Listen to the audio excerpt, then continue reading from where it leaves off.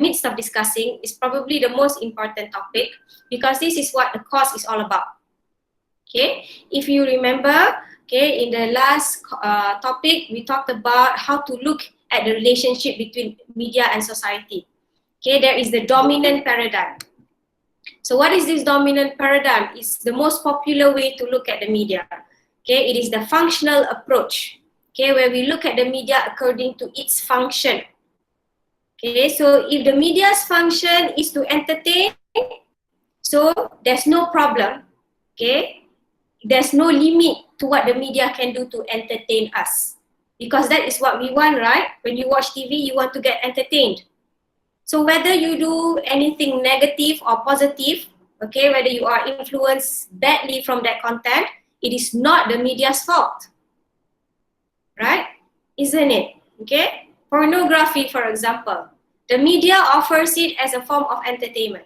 You took it up, you watched it.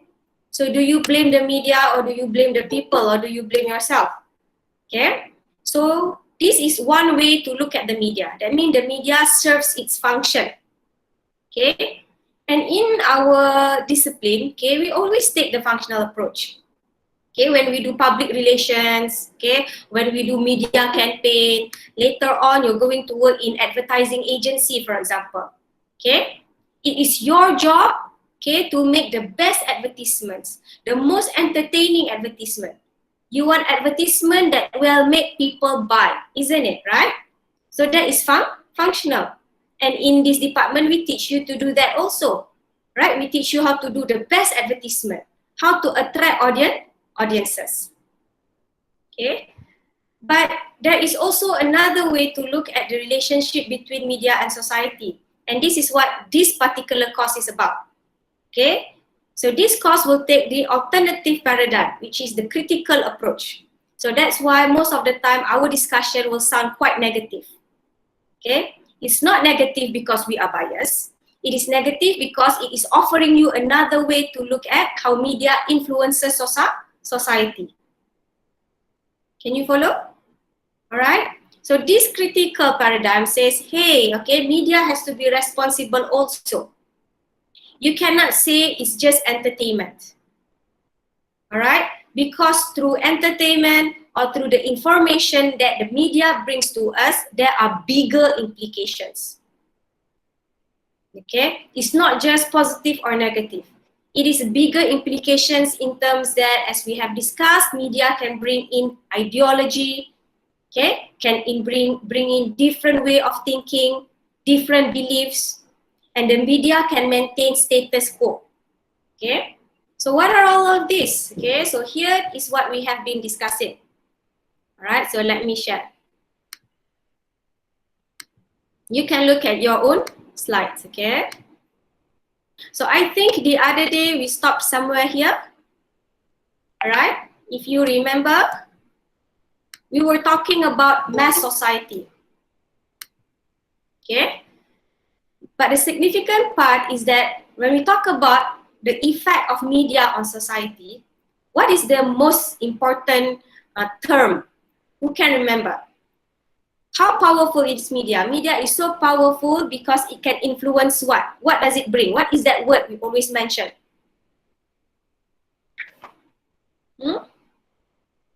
What is that one word? If you can remember that one word, you already understand what this course is about. How do media influence us? Okay, what does the media bring that changes us, that is becoming an issue? Yes, media gives us entertainment, media gives us information, but with that, the media also brings what? Change what? One word. Globalization. Yes, globalization is what the media brings. Okay, yes, Aina Shaza. Through globalization, through media, they bring what? Culture. So this is what we are talking about. Culture is not physical. All right? Culture is not like a paper or a book. Okay, it is something that you can touch or you can define specifically. Culture is very objective, very vague, but very powerful. Okay, so this is why when we take functionalism, right, the media says, I give you entertainment. Okay, don't talk about culture, you tell me what is culture. Culture cannot be defined by one thing. Can you understand? All right, so this is why we take the critical cultural approach. All right, because we believe the media comes, okay, it's not just about giving us entertainment, it's really about what? Making profit. Making profit for whom? For the media company, for the advertisers, right? So when we take this critical cultural approach, okay, the origin of the critical cultural approach is from Marxism. What is Marxism? From Karl Marx. You familiar with Mr. Marx? Mr. Karl Marx? Yes. He's the father of communism, socialism. All right, of course, he's very anti-religion, okay, but at the same time, okay, he is also anti-capitalism. All right, you must remember when we talk about mass culture, mass media, we talked about American origin, remember? We talk about how this is part of American industrialization. Okay, so who is against capitalism? Socialists, communists. All right. So although I'm not trying to make you socialist or communist, okay, there is some things that Marx suggested that can be, if we study deeper, we can say, oh, he's actually very right. Okay, so what did he say? He says that the mass culture, media, okay, the culture that brought by the media is actually a form of capitalism. It's a way for capitalism to hegemonize us. We already discussed, right, hegemony. What is hegemony? Who can remember? It's like controlling. Control, but control is correct. The central country of the world, or central thing of the world. It is control, yes. It's somewhat like colonization, but without force. No force. Okay? What do we mean by no force? Okay? We buy American products, right? You eat McDonald's, okay, and then you watch Netflix, you drink Starbucks, okay, you wear Levi's jeans, Abdul Majid, okay, you wear all these branded products, okay. So when we wear these things, okay, are we not contributing to the American ideology? Are we not supporting their economy? We are, okay. But did the American military or army come and force us? Anybody put a gun to your head, go drink Starbucks. Don't drink your local coffee. They didn't do that, right? We happily accept, right? We feel very proud. Okay, I know sometimes when you bring, because you've spent 20 ringgit on that coffee, you're very proud when you hold the cup, right? You recycle the cup 3-4 times, even though it's paper cup. So you, as long as you people can see you holding the cup, isn't it? You become very proud. Yeah? So this is what we mean by hegemony. We put value, higher value, into American products, American coffee, American values. Hegemony. So this is what Karl Marx said. Okay, that all of this is actually, fooling the rest of the world to make us to adopt capitalism. Is Karl Marx right or not? Obviously, yes, because nobody wants to become communist today. Can Chinese, right? You don't want to be communist, you want to be capitalist. Why? Because capitalism looks more appealing. Capitalism offers you Starbucks, offers you McDonald's, offers you Netflix, isn't it? All right? It makes your life very somewhat satisfying.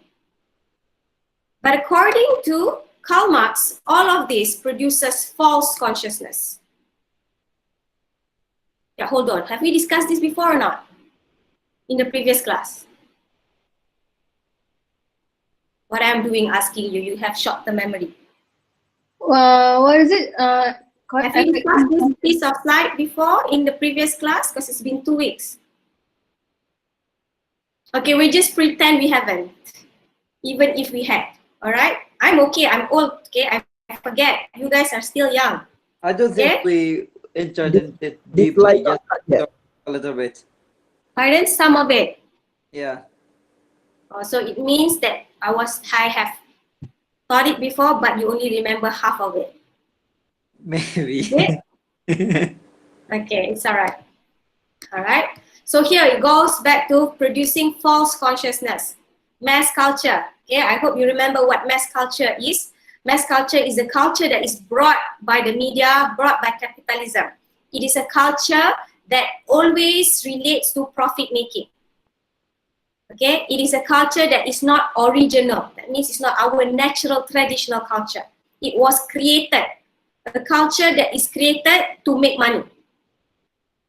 Okay, what is a culture that is created to make money? Drinking expensive coffee, staying at the cafes. That is mass culture, right? You eat that slice of cake for 20 ringgit. You paid that 20 ringgit, so you're going to stay in that coffee shop for 2 hours. Okay, you take little bit, because it's 20 ringgit, isn't it?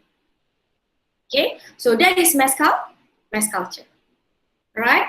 But the problem with mass culture is, according to Karl Marx here, it provides false consciousness. It gives us the feeling that we are happy, okay, that we are successful, okay, that we are fulfilled, but actually that is not true. Okay, what does this mean? Okay, remember the Hermes handbag?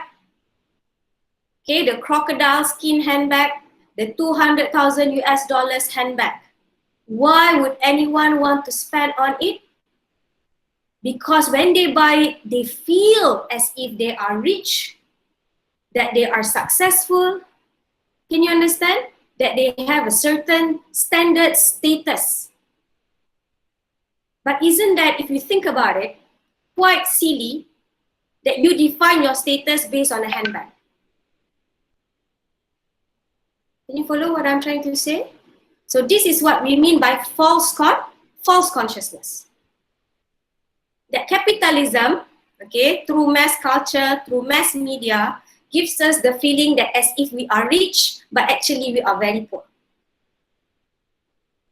Especially you people, students, okay? Many of you, okay, will become the generation, okay, when you graduate, you are the generation that is the most educated generation, okay? But the most underemployed and the most financially challenged. Okay, so the future is black for you. All right? Okay? Of course, it's not that bad, right? Allah will help you. But point is what? What do I mean? Okay, when you go out, right? You spend 4 years, but once you graduate, you are full of debt. You know? Debt, hutang. Your education, you borrowed.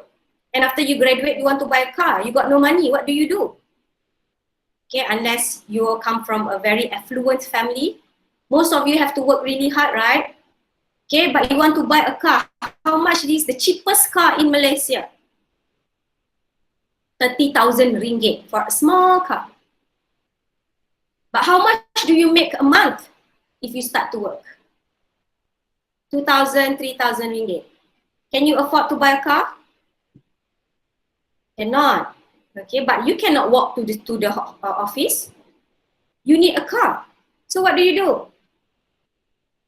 Loan. You go to the bank, make more loan. You already have your education loan, then you make a loan to buy a car. Right? So at the age of 25, for example, I hope you graduate at 24, 25 or even younger. Okay? You already have 30,000 education loan, 30,000 car loan, 60,000 ringgit at 25 years old.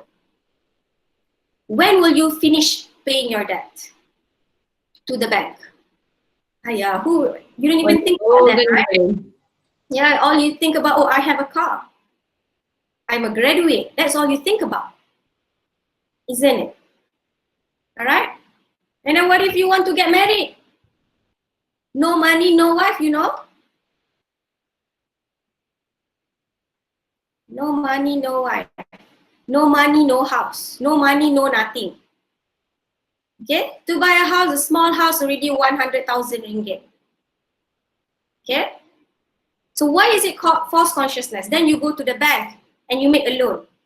And you know how much interest they will put on your loan? It usually double the price or even triple the price. That when you make a loan for 100,000 ringgit to buy a house, actually you're paying the bank 300,000 ringgit. So that's why the loan is 30 years. You know, 30 years. You buy a house at the age of 25 years old, but the house will only be yours when you are 55 or 60. Okay? So what I'm trying to say, okay, is your future is going to be okay, don't worry, all right? It's just that to show false consciousness, banking system is capitalistic. Okay? And capitalism tells you, okay, you buy this, you buy a house, you buy a car, you buy. You don't have money, we provide for you the money. But actually, when you make the loan, who's making money? You are losing money. The banking system is making a lot of money. And when we talk about the banking system, who? The owners are already rich people. So they remain rich, okay, become richer by you being poor. Can you understand? So this is what capitalism. This is what we mean by false consciousness. Okay, like myself, okay, I'm living in a house, I got a car, okay, I feel very proud in the morning, but I forget, I never think that this is not my car, this is not my house. Okay? All right. So after this, you guys can stay under the bridge. All right? Of course, we are stuck. It's not so easy to run away from capitalism, not making banking loans. All right? But this is something for you to think about. Can you understand? But of course, communism did not offer us a better alternative. All right? Islam has offered us, okay, a system that says no usury, no interest. But of course, because we are already stuck in this system, it's hard for us to completely change. Okay, to take an alternative banking system, no interest. All right? But this is what we mean, okay? That the media is part of this bigger idea. That media is a big part of a bigger ideology. Because the media shows us images of nice cars, nice houses, isn't it? All right, and they tell you to get this, okay, what do? You go to the bank, okay, you submit yourself to your employers, you work really hard, okay? So this is what we mean by false consciousness. And commodification is the central process. Turn culture into something that is saleable, into a product. You know, banks, what do they sell? They sell products. Each of those loans is a product. Okay, what is a special kind of loan for students? What are special kind of loans for young people, old people? Okay? But this actually embodies a hegemonic ideology. Okay, what is hegemonic ideology? I've already discussed with you just now. Okay, we happily submit ourselves to the banks, okay, to the capitalistic system because we believe at least the bank can offer me loan. And with loan, at least I can have roof over my head. Right? So ideology can be decoded differentially and even reversed. Okay? So, but it's not all bleak. Okay? Through education, through literacy, okay, through knowledge what you are having now, you can somewhat decode the ideology that is all around you, that is being passed to you by the media. Understand? That you now have a responsibility. You cannot be the blind audience. Okay? But popular culture can be distinguished from mass culture. Okay, what is popular culture? Just now we talked about mass culture, right? Okay, mass culture is what is being pushed to us by the media especially. Mass culture, any culture that is related to making money, to capitalism. But some culture that is popular does not necessarily mean it is mass. Okay? Mass culture is Starbucks, but popular culture can be this. What's this? Do you do this? Okay, maybe the locals would be more familiar. I think if you stay on campus, it's familiar to all of you. You drink cheap coffee or cheap tea, and then you dip cheap crackers. And this is more satisfying than the 20 ringgit coffee. Okay, more fulfilling. But this is popular culture. You adopt it, okay, you learn about it, okay, you don't put any necessary, what we call it, pressure on it. So that's why it's only 2 ringgit. Okay? Here, popular culture represents the power of the people. It is the people that makes it popular. Mass culture comes from the top, from the companies, from the media, from the advertisers. Can you understand? That's mass culture, and it's pushed to the people. But popular culture comes from the people.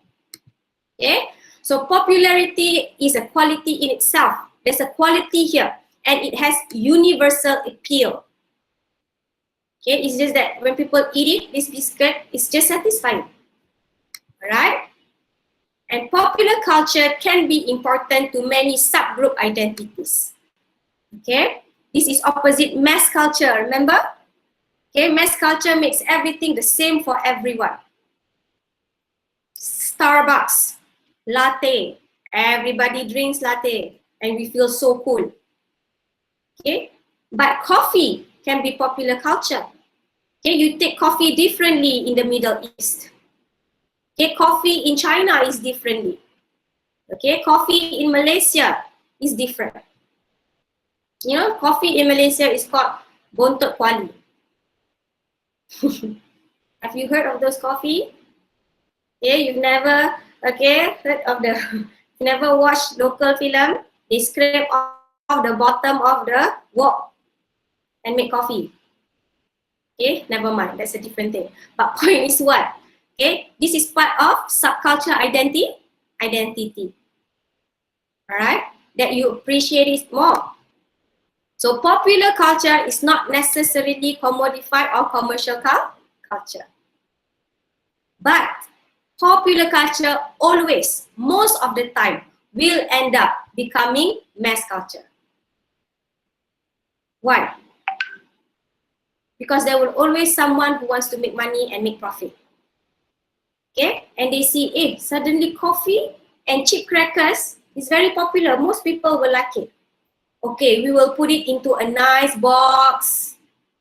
Okay, we will do good advertisement. Okay, we will show the celebrity eating the crackers, and suddenly the crackers will turn from 2 ringgit to 20 ringgit. But everybody will go out to buy it. Then it becomes mass culture. Can you see how media can change culture into mass culture? Okay. So far can follow, right? Okay. So when we talk about culture, there are different levels of culture. Okay. Traditionally, we always call people who are affluent or educated, we call them the cultured people. Okay. Are you cultured? It means that you have a certain standard, certain status. Okay. So high culture in relations to media consumptions. Okay. Are people who go, for example, okay, they read Shakespeare. Okay, or they read Emily Dickinson, literature. Okay, they go to the opera. You know the opera, all right? Sometimes, okay, when I don't even know what they're talking about, okay, but they go to the opera. Or they go to the art galleries. Have you gone to the art gallery? No. Why? Boring. I would find it boring to look at art because maybe I am not cultured. Okay, because why? Because it takes work to appreciate the art. Understand? Okay? To appreciate literature, it takes work. It's not everyday people can absorb, right? Or, you know, instead of going to concerts, they go listen to orchestra, symphony. Okay? What happens when you go to orchestra or symphony? Probably fall asleep. Okay? But this is considered high culture. So traditionally, okay, media, entertainment go for rich people, for the elites. Okay, it's not really for everyday people because it costs a lot and it actually takes some kind of an effort to understand. Okay, but the media has offered people, all of the people, middle culture. Okay lah, we cannot achieve, right? Opera, we cannot achieve, understand Shakespeare. Why read Shakespeare when you can read Harry Potter? Okay? So symphony is boring. Why not go to the concert? So if 100 people can understand symphony, can appreciate orchestra, 10,000 people can easily appreciate concerts. Okay? Or read the newspapers. I hope you understand where I'm going to. Okay, it's bringing down culture and making culture more available to everybody. Okay. Okay, but when you bring it down and allow it to be available for everyone, you also bring down the value. So mass culture is not here high culture. Mass culture is usually middle culture and even low culture. You know what's low culture? Watching wrestling. What is the point of watching wrestling? I don't know, but some people get satisfaction from it. All those bloody nose, okay, people dying, pretending to die. What's the point? No point. But is it entertainment? Yes.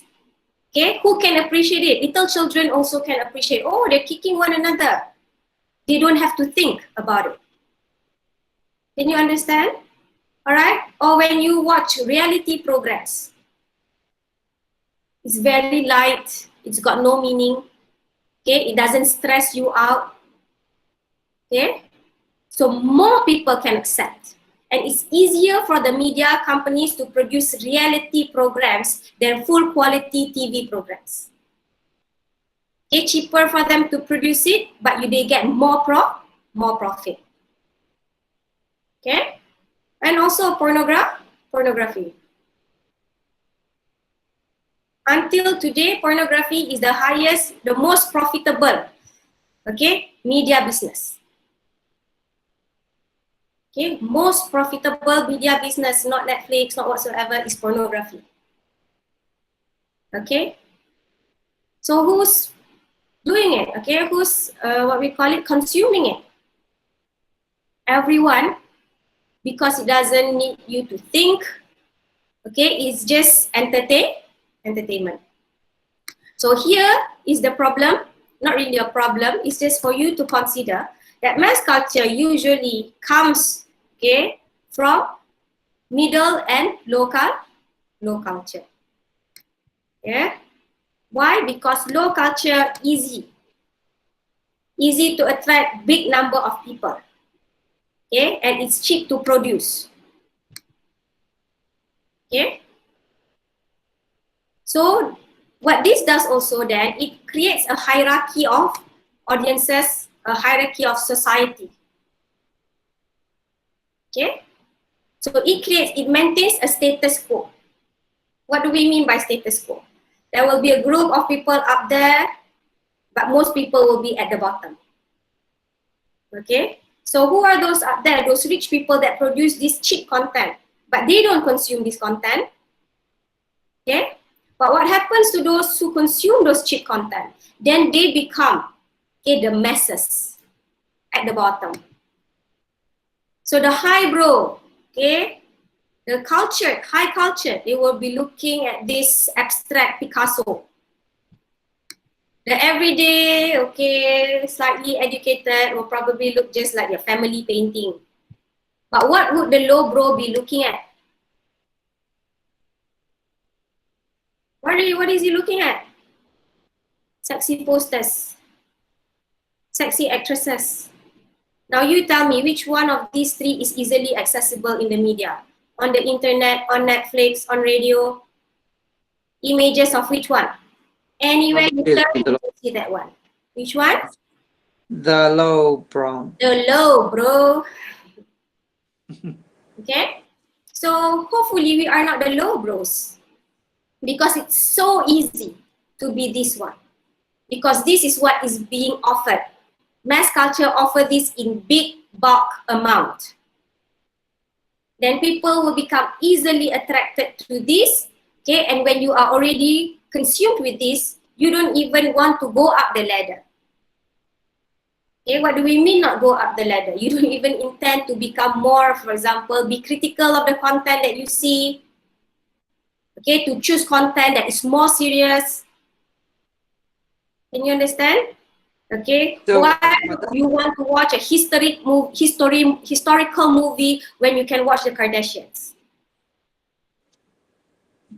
yeah, so if to blame someone, if we have to blame someone, should we blame the media or the people for their lack of, awareness? Or the question is, should we blame someone or no? What do you think? I don't know. Of course, someone is at fault. Yeah, Yeah. but whose fault? Is it the media or the people for their lack of awareness of these tricks? Of course. All right. So if we look at these critical studies, we are blaming the media companies. Okay? If we take the functional approach that I talked about in the earlier class, we blame ourselves. We chose to watch, right? You chose to watch Kardashian over some historical movie. Okay? But, all right, if you're understanding this to get into better context, of course, we all have the responsibility. We can think for ourselves. We all have our own values. But when we take this approach, we are saying that it is not so easy for us to practice that independence. It's not so easy to break away and become intelligent audience. Why is it not easy? Because it's everywhere. Pardon? Because it's everywhere around us. Yes, because it's everywhere around you. Okay, like for example, buying a car and making a loan. To some people, it's not even a choice. Okay, it will take a very, very strong, independent person to say, okay, I don't want to make bank loans. Never mind, I will walk or I will take the bus. But most of us are not that strong. So what do? We go take the loan. Can you understand? It's as if we do not have an easy alternative. Okay, can you follow? That when you switch on the radio, okay, there's 10 channels from channel 1 to channel 9. They will play the same song. They will play the pop song. They will play the, what we call it, American song. Only one channel, Islamic song.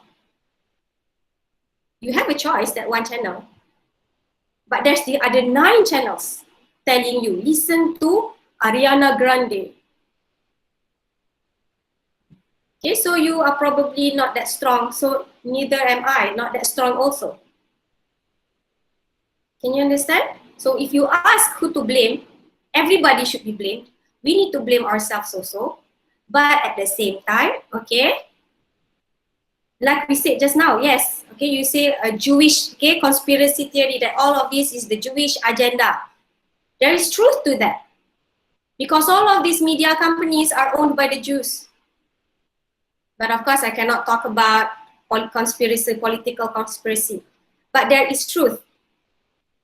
Can you understand what I'm trying to say? Okay, so that is why you need to learn. That is why you need to be educated. This is why you come to the university. This is why you study media. Understand?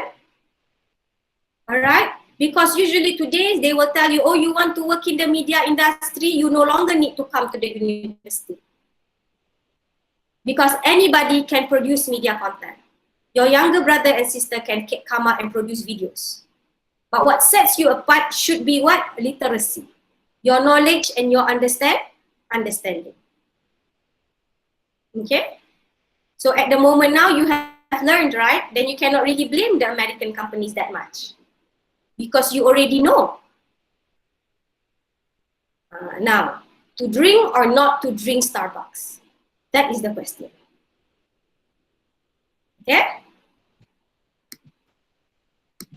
So here, all right, so we've already discussed this. So at the end of the day, our culture today is mostly low culture. What do we enjoy? We enjoy McDonald's burger. What do we enjoy? Binge watching Netflix.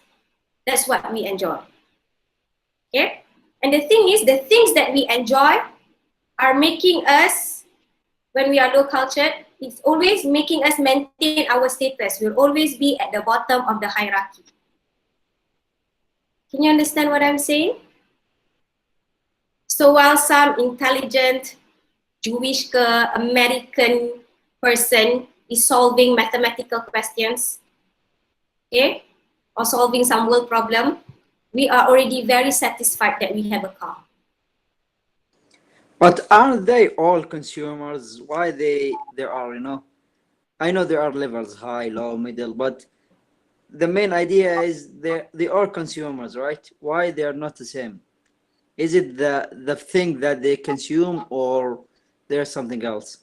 Okay, very good question. Of course, all right, we are all consumers. I'm not saying all the white people or Americans are better than us. Okay, you must understand the concept of status quo. All right, there is people with power and people who does not have power. Even among the white people or among the Americans, you can see there is a small group of rich people and a lot of poor people, right? So the rich, okay, the elites, the ones with power, they want to maintain the power. Okay, how do they maintain the power? They must make sure those at the bottom do not try to take away the power. How? By making sure those at the bottom stay at the bottom. How do we stay at the bottom? Because we don't question, we don't want to learn, we don't want to work hard, we are just happy with what we have. Can you understand what I'm trying to say? This maintenance of status quo is not just between Americans and the rest of the world. It's always in any society. Okay? So you're saying that they're trying to not improve their test. They make them as low as possible, right? So Yes. yeah, they think they are privileged by high test or something like that, right? Mm-hmm. Yes, they try to give us that false consciousness I said just now. Can you understand false consciousness? Okay, for the Malays, for example, in Malaysia, we are already very happy. We got television.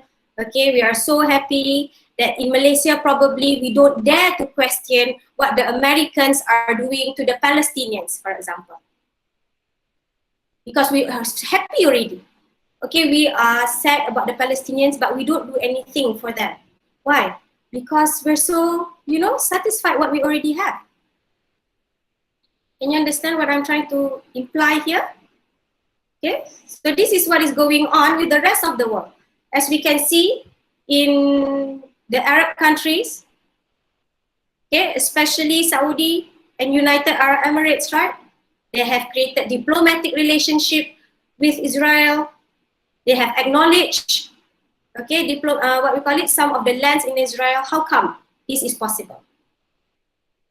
Because it's the maintenance of status quo, because they want to have a good relationship with the West. Right? Okay, so I'm going far off, right? But if you are able to understand what I'm talking about, then you can put all of these things into context on why the world is the way it is. Okay? So when we talk about mass culture, you can see there is always gender stereotypes in the media. Okay? Media have always marginalized women in the public sphere because women have always been objectified, okay, sexualized.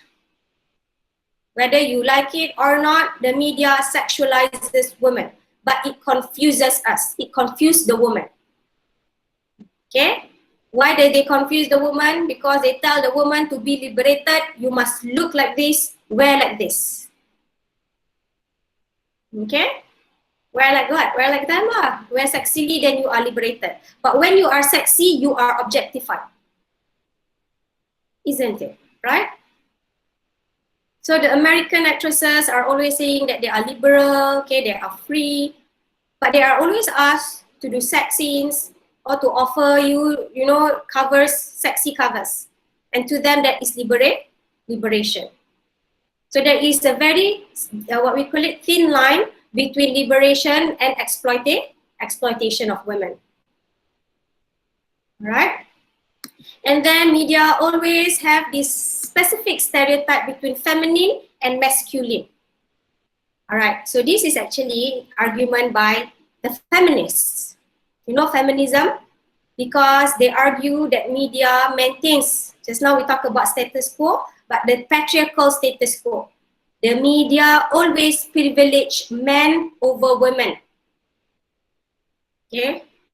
How are men being privileged? Because if you watch the movies, okay, the president, the hero, the one that saves the day is usually the man. Right? Okay? But you know, who always saves the day? Your mother lah. Right?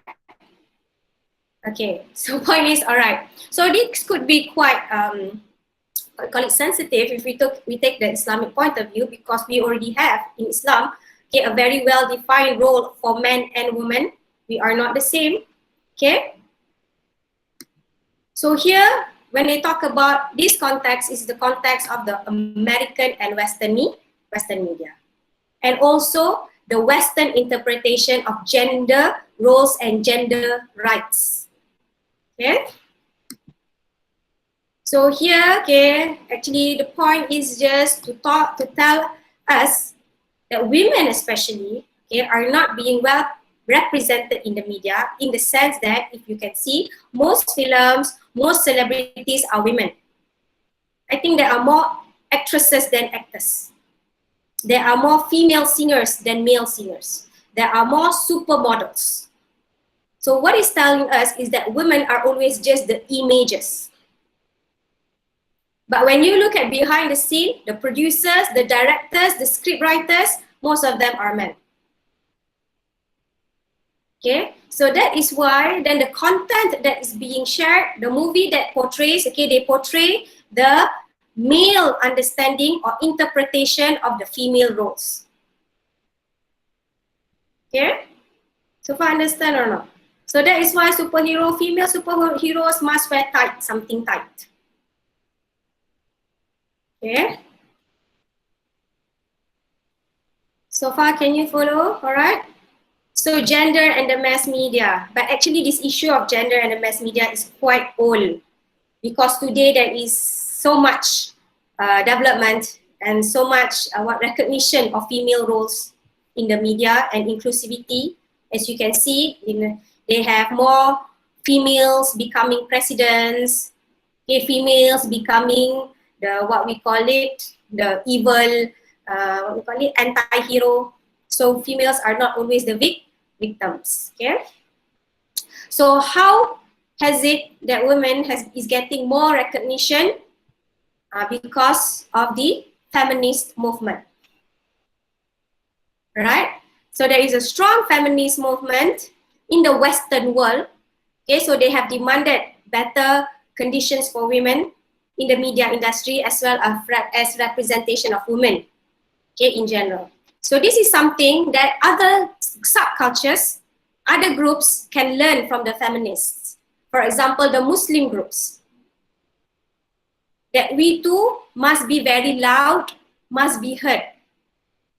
Okay, if the feminists can find, okay, better inclusion for their definition of gender rights, then Muslims must also be heard. Do you understand what I'm trying to say? Because we've learned just now, right? We talk about mass culture, we talk about the loss of our own cultures. Okay, so how to overcome this? It's when audiences, when society become more knowledgeable, more literate. They understand. When they look, when they watch, they know there is more to them, to what is being portrayed. Okay? So who are this group of people? So it should be you. Okay? So mass culture, okay, creates commercialization. It leads to trivialization and tabloidization. What does it mean?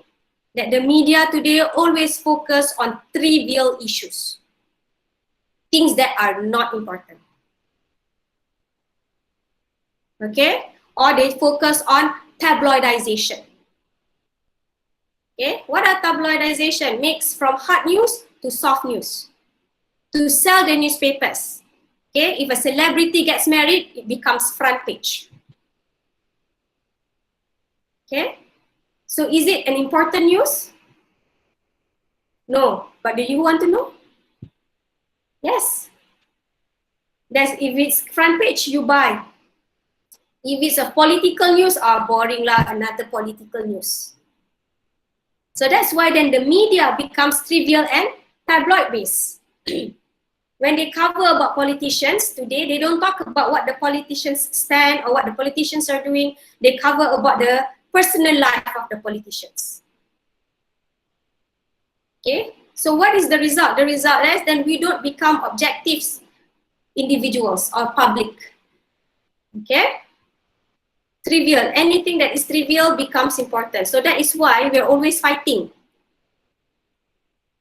Okay, when we talk about politics, for example, in Malaysia, Malaysians are always fighting about politics, but most of the time they don't even know what they're fighting about because they fight about trivial issues.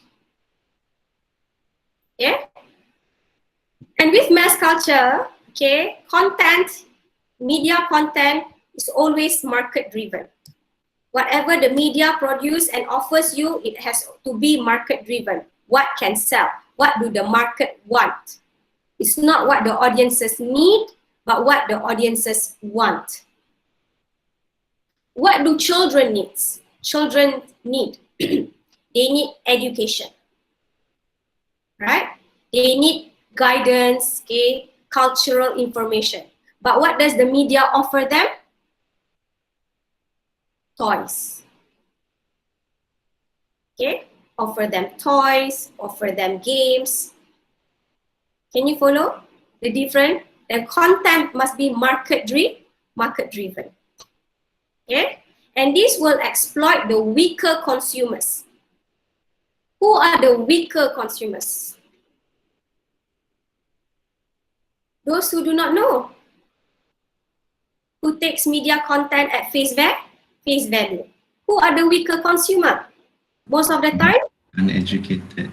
Yes, probably those who are undereducated. Okay, they see an advertisement, they truly believe it.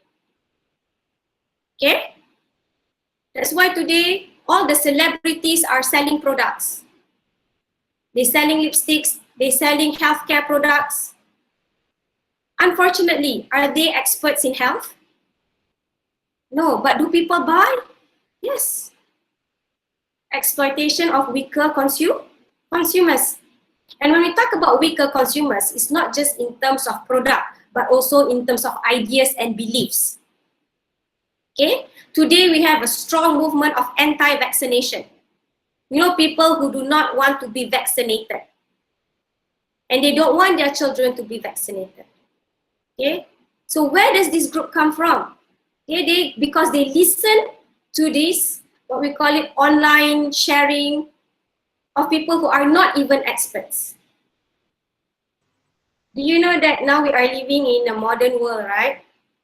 Okay, and we are all educated. But with this development also, there is the increase in the number of people who stop believing in science. They no longer believe in doctors. They no longer believe in vaccination. Why? Because there is just so many ideas that they are getting from the media. Yeah. Half of these people are also, I mean, not half, but one part of these people I've learned is also those who are believe in Ayurvedic properties, like Yes. Organic stuff. they believe in like that Yes. natural elements and ingredients also can have the same In fact. effect as other things. Yes. But that also means what? Selling organic products.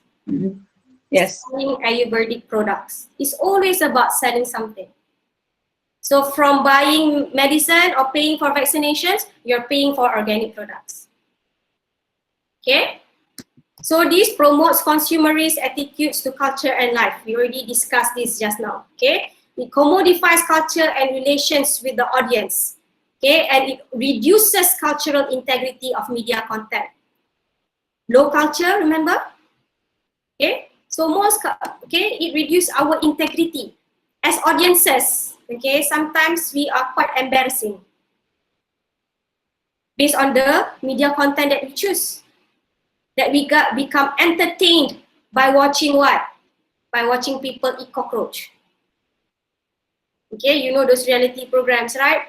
We become entertained when people have to do silly things. So this is what we mean by it reduces our cultural integrity. Okay? And it leads to over-reliance on advertising and loss of independence. Because everything, the media depends on the advertisement.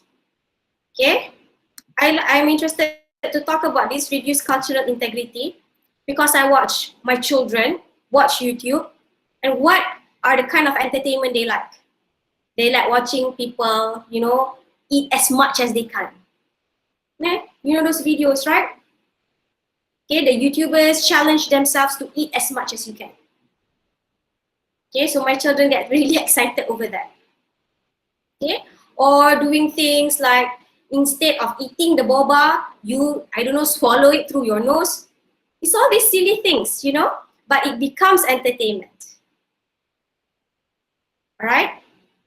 So this is what my kids get entertained about, okay? And nowadays, about eating hot and spicy food, right? The hotter, the spicier. What's the point? No point. Okay?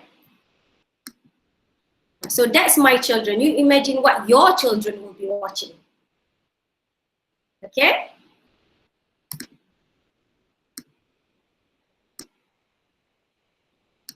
So here, as you can see, right, the movement of culture, high culture, middle culture, and low culture.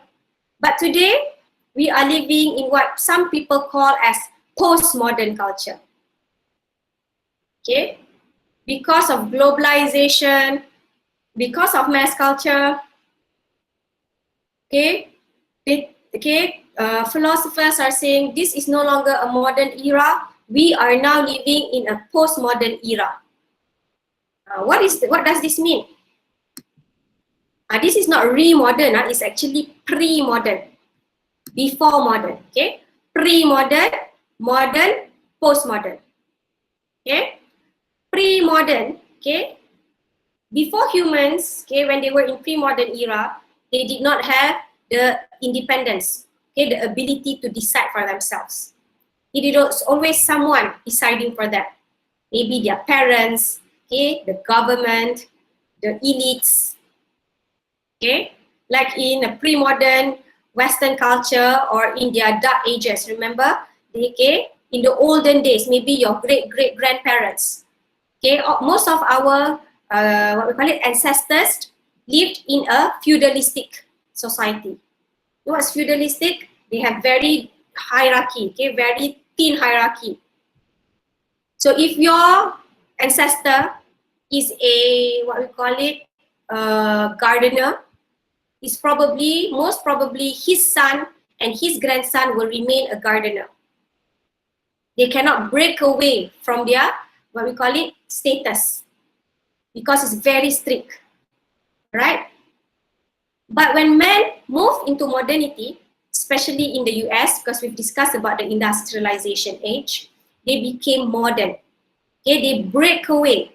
Okay, they start to believe in their own ability and independence. Modern.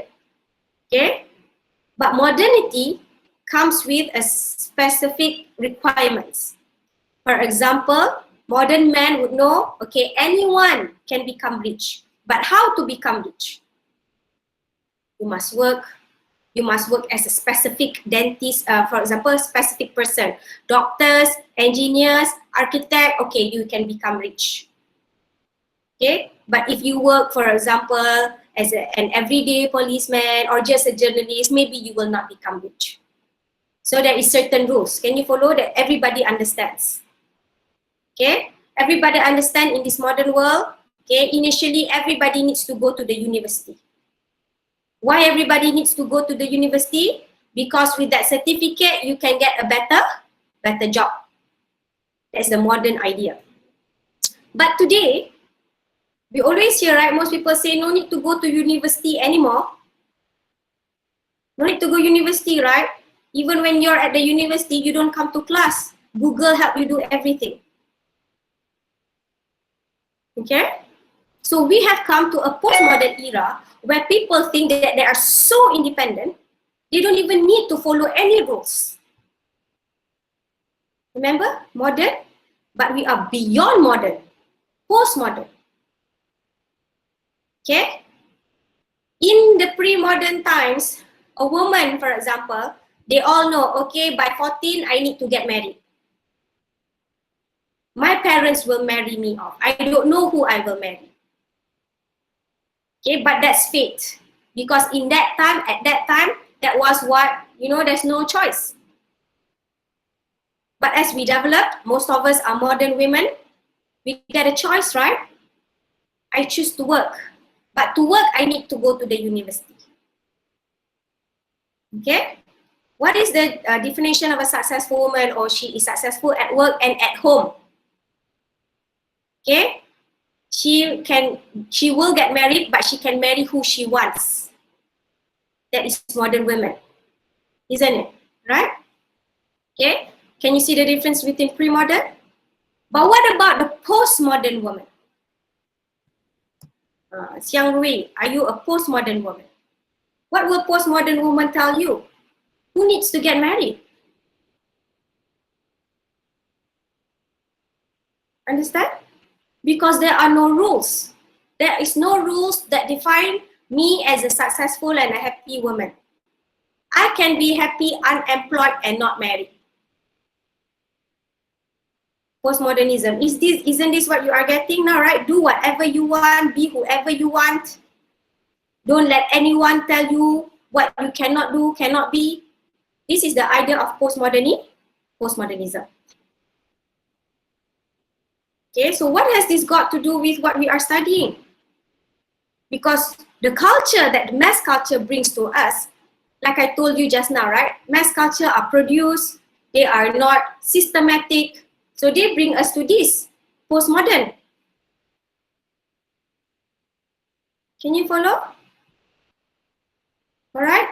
So that's why postmodernism. You can be whatever you want, you can marry whoever you want, you can like boys, girls, you can like both. Postmodernism. And that most of us today, we are postmodernists because our culture is so mixed. Right? One can be a very devout Muslim woman, but she can be very liberal at the same time. What do we mean by a devout but liberal?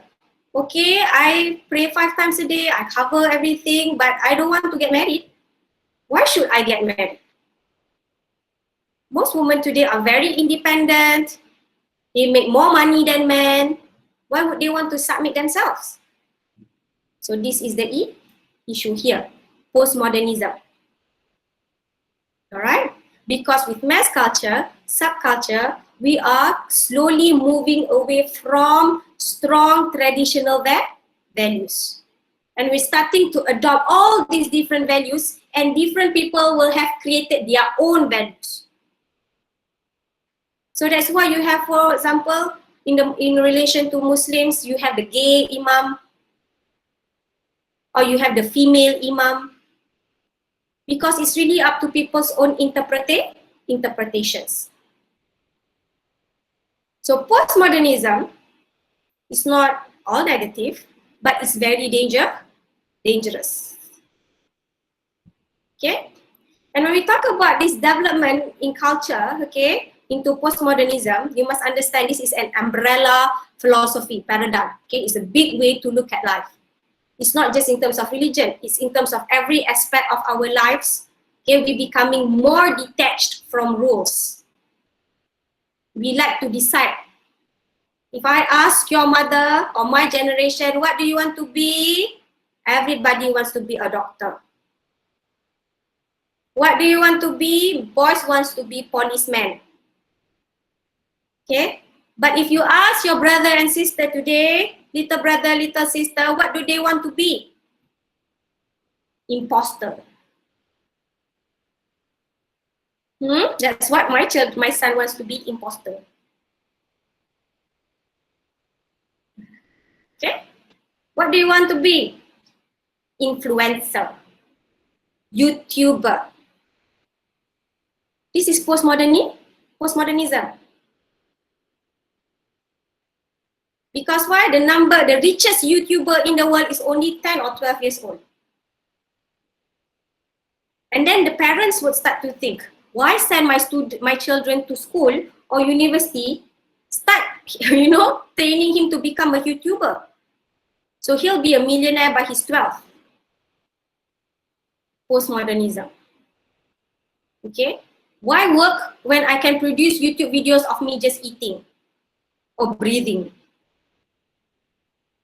Okay, but of course it's not that easy, right? You cannot have 16 billion people, okay, producing videos of themselves. But this is the idea of postmodernism. There is no rules. Here, your mother will kill you if you don't go to school. Okay?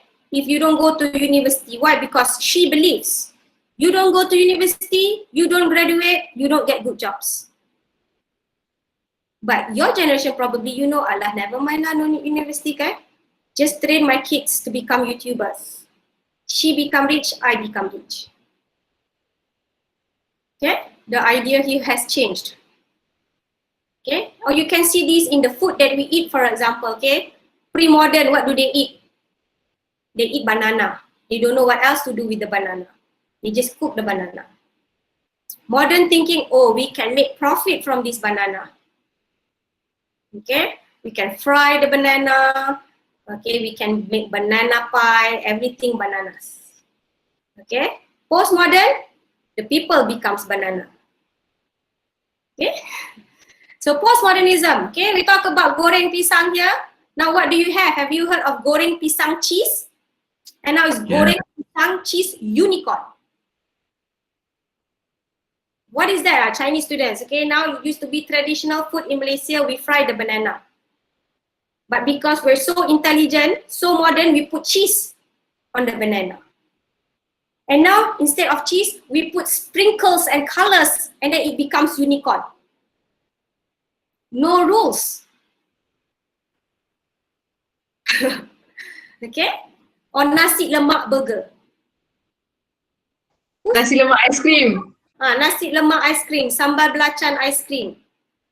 Okay, and everybody wants to try it because it's new. Tempoyak ice cream, budu ice cream, try it. Okay? Oh, what is Maggie. Maggie boba. Yes, Maggie boba. Oh my God, my son just asked me this morning. Maggie boba. That's a disgusting. Don't eat it. Why does he want to eat it? Because on YouTube, that's what he watched. Okay, so this is the boba generation. Okay, postmodernism. So what's the problem here is postmodernism is the rational linear modern era is passing. We no longer think straight. We no longer follow the rules. We do whatever we want. Okay? There is no longer any reliable large organizing ideas about culture and society. This is the danger. What are reliable large organizing ideas? Religion is one of them. Okay? Traditional cultures, ethnic identities, Okay, so that's what they say, right? What does it mean to be an Indian? Nothing. Because the Indian eats pizza, the Indian speaks English, the Indians dress like a white person. Can you understand or not? Okay? So this is the problem when we are detached from these larger organizing ideas. Okay? Then there will be no fixed cultural values.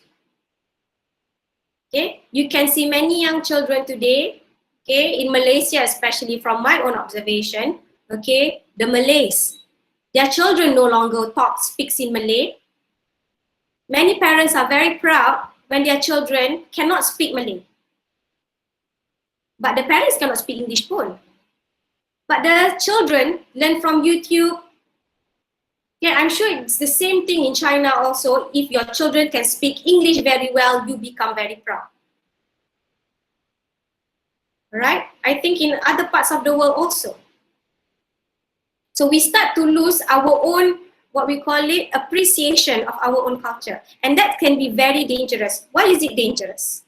Because then we submit to the bigger status quo. You speak English, but you're not English. You will never be English. You understand or not what that means? Okay? The English people will always be up there. It's already their language. And we are trying to be like them instead of trying to acknowledge and become a better us. Alright?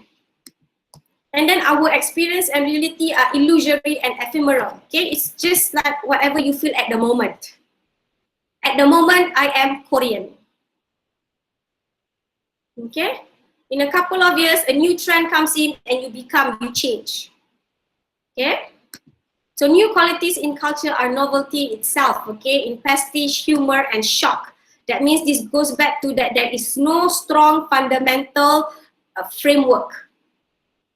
Okay? Things just keep changing and you just go with the flow. That's what they say, right?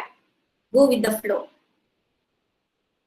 But when we go with the flow, then we don't have a strong, what we call it, attachment to anything that is fundamental. So whatever happens in the future, whatever happens to Palestine, whatever happens to our religion, it no longer becomes significant. Okay? So commercial culture, mass culture is postmodern culture. Okay? Why is it postmodern? Because it has no significant values. It can be whatever as long as it works at the moment. Okay? So that's why today you live in a world where the trend is always changing. Okay? You cannot keep up with the trend. Okay? But sometimes postmodernism can create what we call as pluralism. Okay? Pluralism is where you acknowledge people's differences, which is good. Right? But it also equates people as just being the same. Right? What does it mean? Here. Have you seen her before? Halima. Okay? Halima Aden.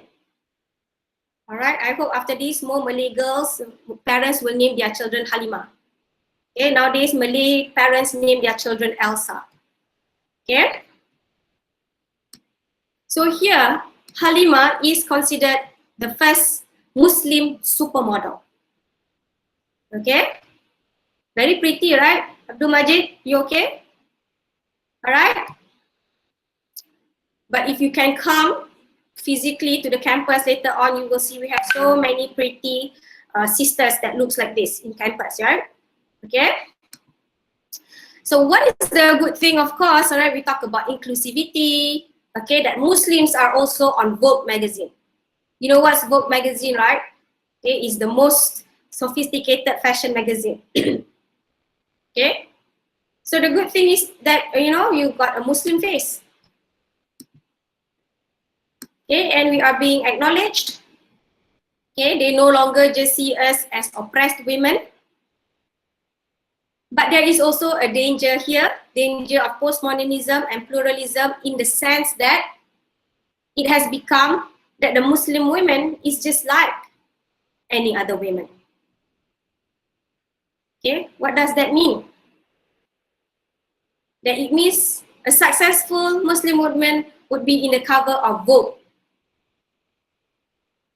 All right? So our values would be just the same as the white women, as the American woman. Okay? Yes, she is covered. Okay? But what is she selling at the same time? She's selling the dress, she's selling the makeup, she's selling the magazine. This is all part of mass and commercialized culture. Okay? So now, Muslims are being included in mass culture. So you know most of these high-end designers are designing Muslim clothes. Okay, Burberry, Dolce and Gabbana, you wear Dolce and Gabbana abaya now. Okay, so you don't, underestimate the sisters, probably wearing a DNG abaya. Okay, but point is what? Here, okay, in one hand, it's positive because it's inclusive. Okay, but on another hand, we have become part of the mass culture. And then our values and the Muslim girls' values would just be the same, that they will aspire to be like this. Okay? So far, all right? Any of you don't agree? Okay? So this is postmodernism, commercial culture. Okay? So instead of Vogue only selling to white people, now Vogue magazine, that's Vogue Arabia. They know the Arab women are very rich. So they sell the magazine in Arab, okay, but the content is in English. They still have the same formula. They sell the clothes, they sell the makeup, but only put a Muslim face in front. So instead of getting just white people or liberal people, now you have Muslims also agreeing, okay, and wanting to go with the flow.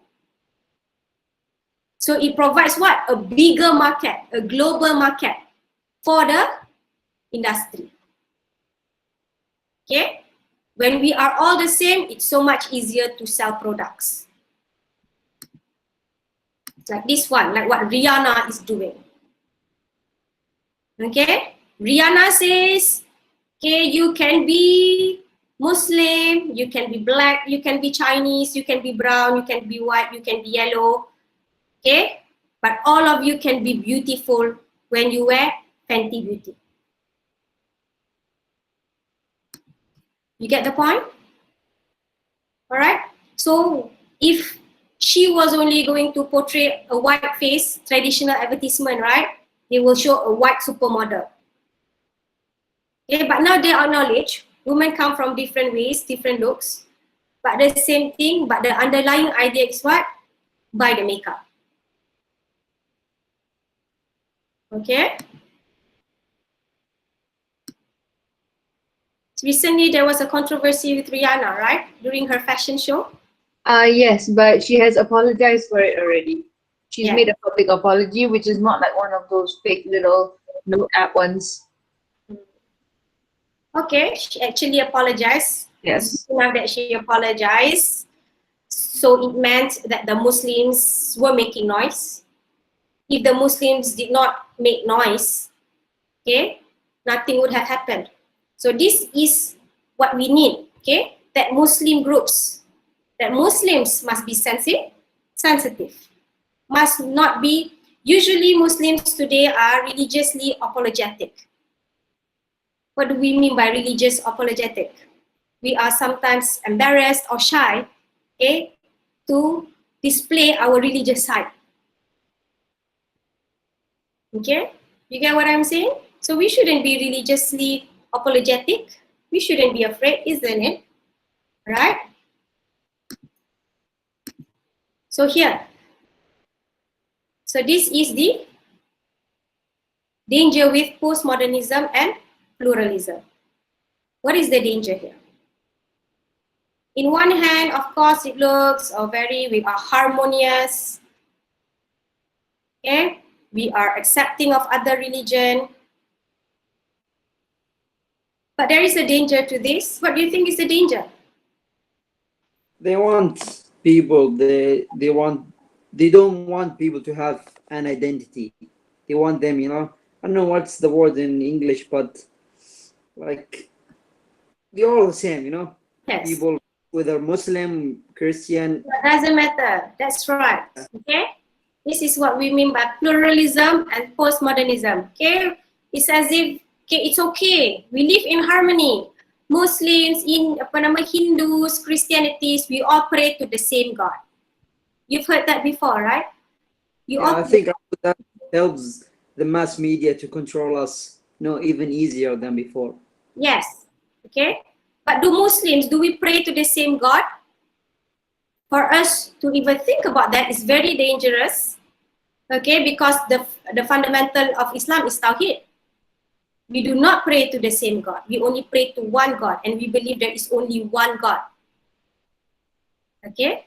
But of course, if we talk about this, people say, oh, this is too detailed, too religious. Okay? When we start thinking of it in that way, it's because we've already submitted ourselves. That we no longer critically think, okay, or critically analyze. Everything is just okay. All right? It's not that I am saying that we should be critical of other religion, no. All right? But I am saying that as Muslims, we must have a significant acknowledgement of our own identity. Okay, there is a danger with pluralism. We don't pray with other people. We cannot pray with other people. Okay? Because these kind of subtle images, okay, if we continuously ignore them, it will become normalized. And it will become normal to the future generation, for example, that your young children, that you yourself, even my generation, no longer feel anything about this. Okay?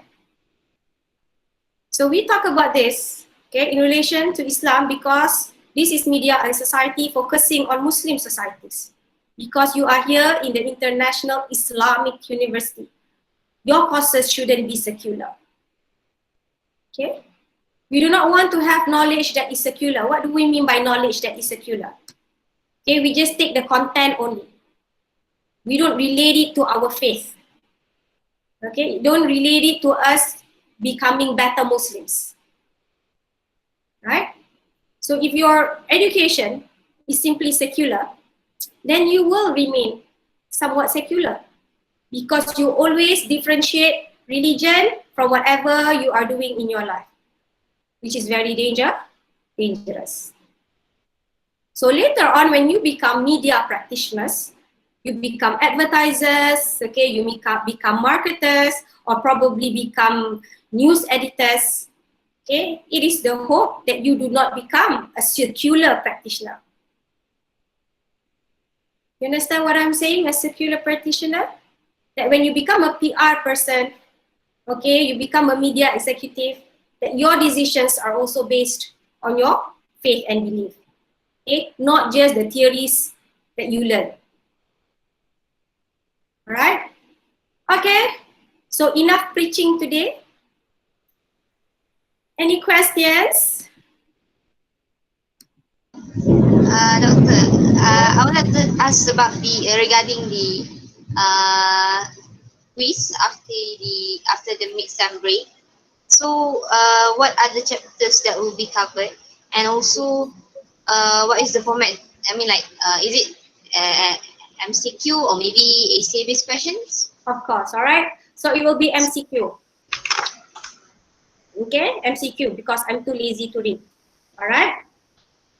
So it will be 20%, 20 MCQ questions. It will cover up to the chapter that we end before the midterm break. And it would be in the class duration or? Yes, in class, it will be online. Okay. Sorry, lecture, I didn't see clearly. Can you repeat? Can you, sorry? Can you repeat? I didn't clearly. Okay. Yeah. The quiz would tentatively will be on the 1st of December after you come back from your midterm break. It will be conducted in class. Okay, the format is 15 multiple choice questions. What are MCQs? Very easy. You choose A, B, C, or D. So you can definitely answer. Wrong or right, I don't know. Okay, but you choose A, B, C, or D. May I ask question? Just one answer, or the question have a two answer or three answer? A, B, C. Yeah, ABC. That's what I said just now. Just one answer, right? Just one answer. Don't have two answer. One answer. 20 questions. 20 questions, one answer each. You cannot give me A, B, C, D. Okay? All right. Any other questions? So until this chapter, right? This would be the last chapter to study, right? Break is when? It's not next week. Next week is the mid break. Next week is mid-break already. Next week, madam. Yeah. That means I don't see you next week. 21 is break, midi break. Oh, okay. Then it will be until here lah. This chapter. Okay. So lucky you, only 3 chapters. Okay. Okay. Oh, so Thank that you so means I don't see you next week. No, madam. Oh, then you're going to forget about whatever I said today, right? Probably not. So just go and enjoy mass culture. All right. Okay, so we end the class today with tasbih, kafarah, and one ask. Madam, I have another question. Oh, sorry. It's okay. Yes. What question? But it's regarding the group assignment. For the literature review segment, how many studies do you want in the? Okay. All right. I did not specify, is it? If I did not specify, because then it should be 10 and above. 10 studies. 10 studies minimum. Okay. Okay. You must refer to at least 10 other references. Okay. Thank you, madam. How many reference do you want? How many reference? Just 5 or 6 reference. How many reference do we need? As I Reference. mentioned just now, minimum 10. Okay? 10. Doctor, Yes. how about the years of publication? Okay, it's okay Then- whatever the year is, but must at least include, okay, references that are 2015 and above. Okay. Okay, because you, we don't want to talk about all things, all right? Okay, any more questions? Okay, all right, so enjoy your midterm break. Okay, I see you in 2 weeks. So we end the class with tasbih, kafarah, and one ask. All right, Assalamualaikum. Thank you so much, Dr. Have Thank you, good madam. Thank you so weekend. much, Doctor. Thank you. Okay, thank you, Abdul Majid.